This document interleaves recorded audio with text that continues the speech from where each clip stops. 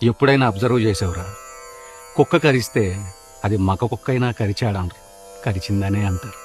పక్షి అరిస్తే అది మగ పక్షి అయినా అరిచాడంటారు, అరిచిందనే అంటారు.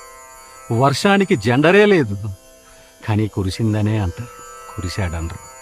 ఉరుము ఉరిమిందంటారు, ఉరిమాడంటారు. మెరుపు మెరిసిందంటారు, మెరిశాడంటారు. కంప్యూటర్ దగ్గర నుంచి కాలీఫ్లవర్ వరకు, పారే నదుల దగ్గర నుంచి జారే జలపాతాల వరకు ప్రతిదీ స్త్రీలింగానికే సంబంధించిందిరా. ఈ భూమి మీద మగాడు ఒంటరివాడు. అంటే మనకెవరు లేరా? ఎందుకు లేరు? అందరూ అంతరిక్షంలో ఉన్నారు. సూర్యుడు, చంద్రుడు, బుధుడు, గురుడు, శుక్రుడు, అంగారకుడు.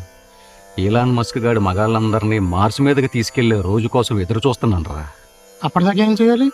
కోపాన్ని కంట్రోల్ చేసుకోవాలి, ఆహాన్ని అణిచేసుకోవాలి. బానిసగా బతకడం బ్రతుకు తెరువు చేసుకోవాలి నాయన. నేను చేసుకోను. అయితే ఏం జరుగుద్దంట? అయినా ఇందాక నుంచి నేను చూస్తున్నాను, నేను ఇటుపక్క ఉంటే నువ్వు అటుపక్క చూసి మాట్లాడతావేంటి? నేను కూడా నీలాగే కోపాన్ని కంట్రోల్ చేసుకోను అని ఎగిరెగిరి పడ్డాను రా. ఏం జరిగింది? ఎగిరి మెల్ల మీద తన్నిద్ది, మెడ అటు ఇటు తిరగట్లేదు. మెడిటేషన్ చేస్తే కోపాలు తగ్గుతాయంట, నిజమేనా?